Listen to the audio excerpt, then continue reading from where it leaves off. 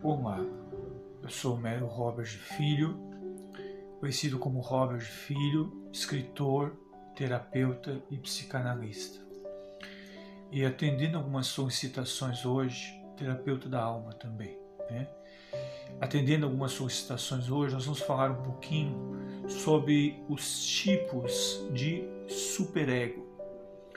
Nós sabemos que na segunda tópica freudiana, ele classificou o aparelho psíquico entre o id, o ego e o superego. E o id seria o quê? Aquele que busca a fonte do princípio de prazer. O neném, quando vem à Terra, né, quando vem à luz, ele é puramente id, é puramente pulsional, é puramente busca pelo prazer, principalmente a satisfação do alimento, do leite materno, do repouso, do acarinhar, do toque, né, o tátil na pele, contato com a pele, né, chamada fricção da mucosa. Então o neném tem esse contato extremamente id, extremamente pulsional ao princípio do prazer.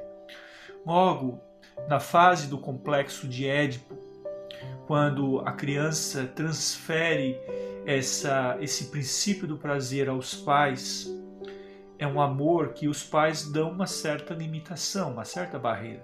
A criança tem determinado espaço na vida dos pais. Por exemplo, pode dar um beijinho no rosto, não pode dar um beijo nos lábios, né? Principalmente isso numa família, pais estruturados, eles não acostumam os filhos a beijar nos lábios, nem o chamado selinho, porque ali pode despertar e fortalecer o complexo de Édipo. Então, nesse ponto, nessa fase edipiana, a criança começa a escolher ou o pai ou a mãe em detrimento do outro. Mas depois nós viemos com a fase fálica, a fase genital, passando ali pela fase anal, né? Então há um desenvolvimento psicossexual em que a criança começa a colocar o seu objeto de prazer no outro, não mais dentro do seu nicho doméstico, não mais dentro da sua família, mas dentro da pessoa, do estereótipo, do modelo, do avatar biológico, onde vem a sua atração, onde vem a sua sensibilidade, onde vem a sua escolha e reciclagem dos processos anímicos que lhe vêm aflorar com o id trabalhando ali ativamente sobre o ego. Mas depois nós temos a instância que vem se desenvolvendo chamado superego.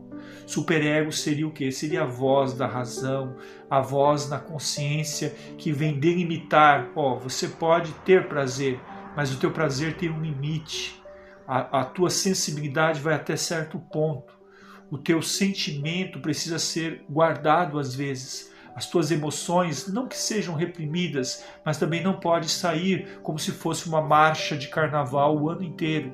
Então o superego vem trabalhar essa instância psíquica, onde o aparelho mental vai então correlacionar a sua base estrutural num âmbito moral, num âmbito estruturado, num âmbito, digamos assim, coerente com a sociedade em que vive, coerente com o sistema ao qual está aplicado, coerente com o modus vivendi de sua família. Mas como nós anunciamos no início do vídeo, nós vamos falar um pouquinho dos tipos de superego. Mesmo o superego tem seus tipos, tem suas variações, tem as suas delimitações. Um lar onde há desestrutura emocional, onde há conflitos psicológicos, tende a criança a desenvolver na fase da puberdade e depois para a fase adulta um superego tirano, que é aquele que proíbe tudo. Tudo é pecaminoso, tudo é mal, tudo é feio, tudo é sujo. Então é um superego ali que está com uma estrutura tirânica, evitando ao máximo o princípio do prazer. Sabemos que o princípio do prazer colide com o princípio do desprazer. Freud tem uma obra que fala disso, né? Quanto mais tensão, mais necessidade de prazer em decorrência do desprazer. Então o princípio de prazer, ele vem o quê? Ele tem a necessidade da ajuda do superego para nivelar o desprazer com o prazer. A alegria com a tristeza, o gozo com o estresse. Então há uma necessidade de nivelar o princípio de prazer. Mas vamos continuar.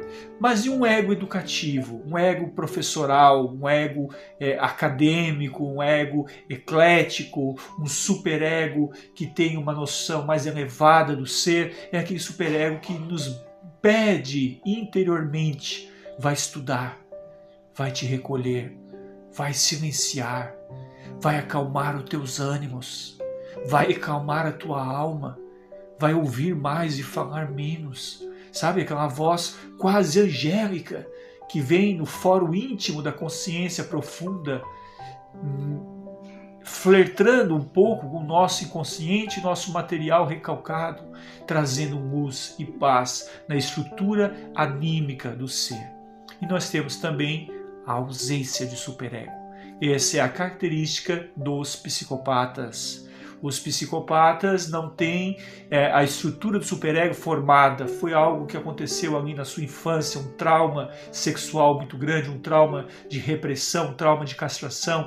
Crianças que nasceram perto de abatedouros de animais, sabe? Perdeu-se ali a estrutura filogenética do superego. E na sua ausência vem a psicopatia. A psicopatia não tem consciência dos seus atos em termos repreensíveis. Então, por exemplo, a pessoa diz: eu faço isso, minto e pronto. Eu engano e pronto. Não sinto remorso. Isso são traços de psicopatia. A psicopatia vai crescer um âmbito que precisaria de um outro vídeo. Se as pessoas quiserem, solicite aqui no canal e nós faremos. Porque a psicopatia tem altos níveis.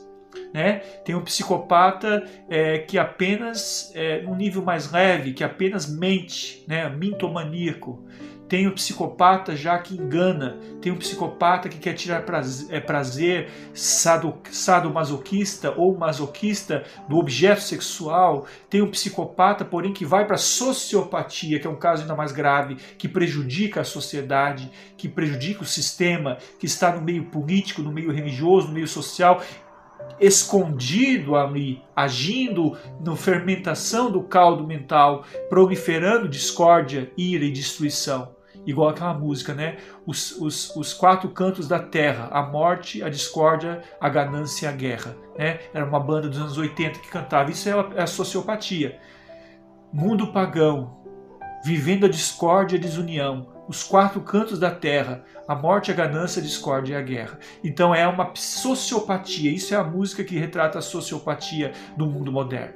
Mas você pode fortalecer o seu superego com reflexão, analisando, pautando, meditando sobre seus atos, regrando a sua vida, sabendo o que pode, o que não pode, o que é necessário e o que não é, o que é cabível e o que não é cabível, e principalmente trabalhando a transcendência, trabalhando um lado espiritualista, trabalhando um lado emocional, trabalhando um lado das suas catexias mentais numa cadência mais leve, mais suave. Você pode e tem condições de ser uma pessoa equilibrada e feliz. Basta moderar os seus desejos, equilibrar os seus sentimentos e desejar o bem, sem quem quer que seja. Desejar o outro que gostaria que te desejasse é uma lei áurea, é uma regra áurea de um superego saudável, pautado no amor. Homero Robles de Filho, psicanalista, aqui diretamente no meu mínimo escritório, né, particular, digamos aqui a minha biblioteca, né, e desejamos o bem e a paz de coração a todos nós. Deixe seus comentários, participe conosco, faça suas solicitações. Esse canal trabalha tanto o lado emocional quanto o lado da alma, e nós temos um grande prazer em contribuir para o seu engrandecimento, para a sua estrutura psíquica, para a tua saúde psicológica e emocional e integral como um todo.